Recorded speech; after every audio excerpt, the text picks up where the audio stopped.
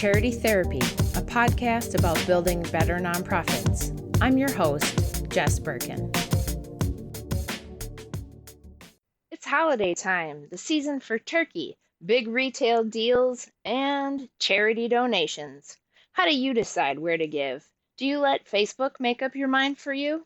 In this episode, we talk about how nonprofits that succeed are often under fire from unfriendly online elves. Be a seasonal giving smarty and listen to this episode. All right, let's begin. How you doing, Megan? I am doing great. How about you? I'm really good. It's the day after Minnesota Give to the Max Day, so I think every one of our clients has a major hangover from their campaign ending. I saw a lot of last minute fundraising emails coming through our email last night. Absolutely. And it's just the beginning of the season, so they have a lot to work up to Right? with Giving Tuesday and everything else going on. So it's coming. I talked to some very tired people last night on my client calls this morning who said they were up late watching the gifts roll in, which, if they're rolling in, that's a nice thing to have happen. Having the numbers go up is a good thing, for sure. Uh, One of the things that I realized as I was like looking through the email yesterday was like the donors must just get inundated with opportunities to donate around this time of year. well, I know yesterday when I was scrolling through Facebook, I just saw like post after post about Give to the Max Day and this is our campaign for today. We're trying to hit this many dollars in order to unlock a gift or whatever. So it was just everything you saw was Give to the Max Day for sure. How do you convince people that your place is the right place for them to put their money? Right, exactly. And the thing that I saw that was super interesting was this like terrible little graphic that was essentially using scare tactics about how you should choose to donate. And it was basically just saying that like, you know, there are all these scammy nonprofits out there waiting for you to take your money, even though they might not be doing what they say. So, It'll help for our listeners to just sort of hear what this thing is. And this is one of those sort of like you have seen these garbagey graphics that get spread around Facebook, and the thing that boggles my mind is like who takes time to make this and what is their purpose? especially because if for those of you who are not watching the video, it looks terrible. Like it looks fake for sure. Like it's one of those where it's like they misspell things and it's not looking very credible from the beginning. Yeah. No, and I love that you're like the graphic design, tastemaker at the firm, and you're like, the graphic design on this is crap. It's bad It, though. it is. It looks like they took an Excel sheet table. That's exactly what it looks like. It looks like a bad Excel table with good charities, and there's some dollars and cents in green, and then like bad charities in red. And it says, for those of you who will be making donations through the Christmas season, think twice about where you put your hard-earned funds. And then it calls out all these groups for their nonprofit CEO comp. And then claims to have their overhead rate, like how many cents of each dollar goes to the needy. And there's some like ridiculous facts in here. I know that you took a little time to fact check this, so I would love for you to sort of like give us give our listeners a blow by blow of some of the quote fake news that's in this thing. Right. So, in the bad nonprofit section, we have UNICEF, and I think that's the best example of how terrible this is. It says UNICEF, and there's a little parenthetical that the CEO has use of a Rolls Royce, and the CEO makes $1.2 million, and apparently 14 cents of the dollar goes toward the needy at that charity. Okay, my favorite part of this is that they misspelled UNICEF. Like it's not even spelled right. It took me a minute to realize that's what they were actually talking about. Yeah, it's bad. Um, and so obviously this is not true. I checked on their 990. The CEO of UNICEF makes a little over $500,000, which is a lot of money, but is not nearly as much money as $1.2 million. And they even have a frequently asked questions section on their website clarifying that the CEO uses her own Toyota car for any transportation needs and does not have a nonprofit Rolls Royce that she uses. So it's just all bunk. And they're all like that. Even the good charities, the numbers are not real. And like Salvation Army is on here, and that's a good one example of they don't file a 990, so I don't even know where they're getting these numbers in the first place. So, So Salvation Army is technically a church, and churches are not required to file a Form 990. So this little graphic says, these are the good guys. They really help. And then the bad charities, it says, watch your back here. Don't be a sucker. yep. And the Salvation Army CEO salary is listed as $13,000. And their overhead rate, their cents of the dollar that goes to the needy is 93 cents of every dollar. And it's like, Hmm.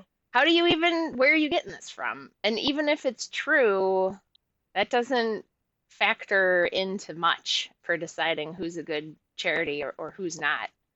Um, And also, that goes to the needy. What does that even really mean? It's like that line is super blurry. So it's like it can be you wonder what they're calculating here and where they're getting the numbers. yeah, and Um, I mean, they are a huge organization that has lots of facilities and lots of staff. So I don't know how they're actually organized, but the fact that they would only have 7 cents towards core mission support, which, I mean, there's a whole other episode we could do just about the fact that they are doing this whole like direct program costs, versus back office overhead, but we're not even going to get into that. I think our listeners like hopefully know, or that's like a different episode that's some bullshit. But it's like what I can't even believe mhm. that that would be accurate anyway, and it's not like you can look at their 990. Um, it's what's curious to me about this is like what is the agenda? Like who made this? Is it just Right. some weirdo individual that is enjoying sort of like stirring the pot online for their own kicks? Or are one of these organizations like it's clearly done either by a regular person because the graphic is so bad, or it's done so badly on purpose to make it seem like an individual? And like, is this actually somebody from one of these groups trying to like direct? Is this actually a very sophisticated fundraising campaign? Like, that's an interesting question to me. That's unethical. Oh, yeah, it's totally unethical, but why would you waste your time making this up and then spreading the graphic around? And then who are the people that share this stuff on Facebook to their news feeds?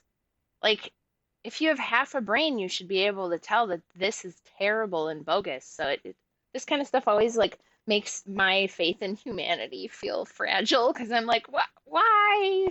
Why are you doing this?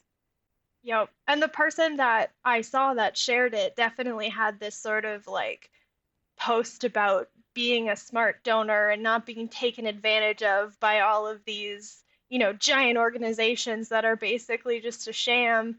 But it's always that like, what are you hoping to accomplish and what good did you do by posting this graphic that like you didn't think twice about, even though it doesn't take long to realize that it's probably not real. So, Right. yeah. And I love that the cited source on the graphic is that they got their information from Snopes, Right? which is an internet website where like urban myths are debunked or whatever. It's just, that's not a credible source.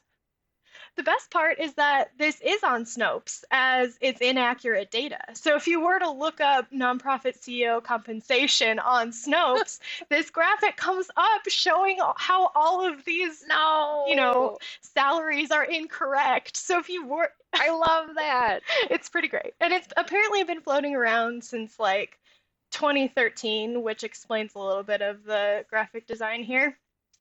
Yeah. So if you do see it floating around this holiday season, just know that it is not true. And there's some like questionable assumptions about what makes a good charity by all these stats. So, what's funny to me about this is we came to the office the other day and I was all fired up about this tweet from a colleague of mine who's in the legal industry who was having a conversation on Twitter with another legal professional about basically they had shared a promoted post from ASPCA with a cute little sad puppy that said like I'm hungry, and it was a really great fundraising appeal, like tugging on your heartstrings. And he had commented like, oh, ASPCA has like all of the money for the marketing and it's working on me. I can't resist this stuff. And then he and the other person had this little discussion about how you shouldn't give to the national groups because they don't spend enough money on programming. And I like to give to my local animal shelters because I know that more money goes direct to the sad little puppies when I do it that way. And I kind of put him on blast. I mean, he's a friend, so I can do that. But I retweeted him and said, yeah, case in point, damned if you do, damned if you don't. Like, this is why nonprofits struggle, because if you are perceived to have enough money to do great marketing and great fundraising work, then you obviously don't need the money and all you do is raise money and you don't have any programming and we shouldn't give to you, which creates this insane culture of poverty where nonprofits feel like if they get too successful or they get too fancy or they do things too well, then people are going to put you on some bad Excel graphic that was printed to PDF and tell everybody not to be a sucker and give to you. It's so insane to me that this is the outlook. And these are friends of mine on Twitter that are very capable, educated, thoughtful people. So it just to me really showed like this is baked into the culture. Mhm. Absolutely. And I just feel like there's this sense that either you're being taken advantage of because you're donating and your money isn't going where you think it is, or that anyone who does donate to those larger organizations, uh, is dumb or is making a bad decision about their donation dollars. But if you're really looking at the impact, some of those larger organizations might be able to do more with your dollars than some of the smaller ones, and you have to make that decision about where you want it to go. Yeah, and what bugs me about it is they're not making a judgment based on the outcomes. Mhm. They haven't looked. They're not doing any investigative research of their own. It's just the assumption is if the nonprofit can afford to spend money on marketing, they must be bad. It's this weird puritanical philosophical thing. It reminds me of the Dan Pallotta TED Talk. Everything you know about fundraising is wrong. We can put a link to that in the show notes. It's an amazing TED Talk where Dan Pallotta basically just lays it all out that we have this weird religious almost conception of the nonprofit sector as taking a vow of poverty to serve the community, and the fact that like you effectively as an organization can never get ahead because you can never invest in yourself, you can never actually be great at anything because you have to be poor all the time. It's really wild that from two different sources in the same 24-hour period, we were getting the same message. So that I think was like, oh, this must just be everywhere if you and I are both seeing it. Yeah. Yep, it's absolutely everywhere. You know that we would not tell donors to trust what they read on Facebook. No. someone's listening to this and they're going, okay, well, how do I know if a charity is any good? From the donor's perspective, like what should we be looking for really? Mhm, mhm. Yeah, my favorite place to go as just a regular donor is to check out GuideStar, where you can find things like their 990s, which is how I checked the numbers on this terrible graphic here. It's a financial report that most nonprofits have to file every year. So as a donor, that's always the first place that I look. And GuideStar will also give there are like different badges or different things to show that, oh, this nonprofit is super transparent or is this or is that.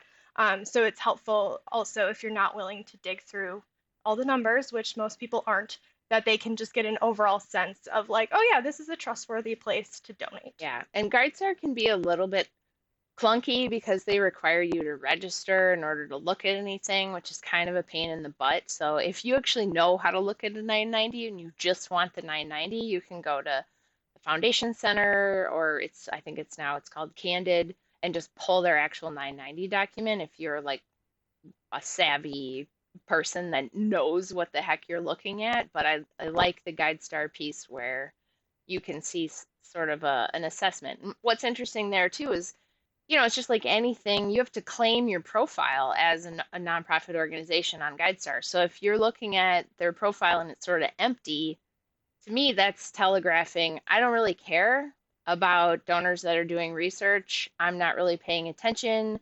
I don't, as an organization, we just don't really care about this. And that is kind of a red flag to me if you haven't actually filled out your GuideStar profile. Just like any business on Google Maps, like if it's empty and I can't get to your website or figure out what your office or your operating hours are, I'm super annoyed and I'm aggravated that you haven't bothered to help me find your business so that I know if CVS Pharmacy is open on Tuesday at 9 p.m. or whatever. So that's just in and of itself, looking there is can tell you something.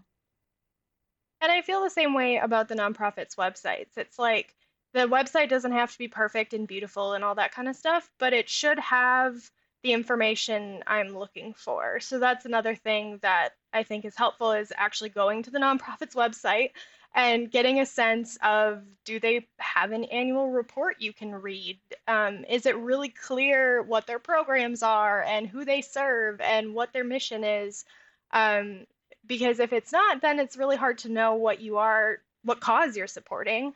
And like I said, it doesn't have to be fancy. It doesn't have to be this perfect website, but having it be really clearly communicated what you're donating towards is super helpful Yeah. as a donor. And then you can look for other things, like if they meet Charities Review Council standards or one of the other sort of like charity review organizations throughout the country, they probably have a badge on their website. Or if you're one of our clients and you participate in our subscription program, you might see that badge on their website. And then you know that that organization is they're doing a good job because somebody has either checked that they are doing a good job or is actively working with them throughout the year to make sure that they're compliant, that they do things like, to take care of their money and steward, gifts and all of that stuff. So that's another really great thing to look at on the website. Um, and if you really want to get advanced baseball about it, you can usually look up charities with their local, state, like here in Minnesota, it's the Attorney General's office. They maintain a database that's searchable that you can find the charity if they're registered. And if they're not registered, I would be looking at GuideStar to, get some secondary information. But yeah, those are all things that we tell donors to do, which really means like if you're listening to this and you're a nonprofit, those are all things that you should also be doing, right? Like you should have a great website that has awesome copy, whether it's an outdated site or not. Like I should be able to find your annual report and your financial statements on your website. I should see if you are accredited somewhere, if you meet standards with Charities Review, if you work with me and you're doing all of your compliance, like put those badges there because that's telling donors something about your organization. You should be claiming your GuideStar profile. Um, and I mean, don't even get us started on filling out your 990 completely and as a communication tool, because that is your very first and most mandatory opportunity to tell people about your organization and appear competent. Well, and the biggest thing, and I think this like Facebook graphic is a good example, is that like the harder normal run-of-the-mill donors have to work in order to like get a sense of the organization, the more skeptical they're going to be. So make it easy. Like make it available on your website. Don't make them go to GuideStar if they don't have to. Don't make them check with the Minnesota Attorney General, because the average everyday person isn't necessarily going to do that and might be believing, the stuff they see on their Facebook feed. Somebody is listening to this right now and they're saying, oh, but we just don't have enough money to spend on our website. BS. We're going right back to the poverty mentality. You're not allocating your resources right, and therefore you're not going to grow. You're not going to become stronger because you're in this poverty mindset that like we can't invest in ourselves. We can't do a fundraiser to get $5,000 together to get a new website done. Why are we even doing things then? You know? Yeah, I get worked up about it. I can't tell at all. To recap, don't believe everything you see on the internet, right, Megan? What? I did not know that. That's quite enough, thank you. Really though, folks, I hope you'll keep that in mind this giving season. Donors, don't believe the hype, do the homework. And nonprofit friends, I think you know what to do. Communicate how great you are. And more importantly, catch yourself when you get into that we can't because we're poor mindset. It really is the thing holding you back. All right, folks, that's our show. Be sure to follow me on Instagram or Twitter at Jess Birkin. We want to hear from you. Send us a message at our website, charitytherapy.show. And don't forget to subscribe to our newsletter at birkinlaw.com/signup. Charity Therapy is a production of Birkin Law Office, PLLC. Our theme song is by Whalehawk. And remember, folks, this podcast is produced for your entertainment and is not a substitute for actual legal advice.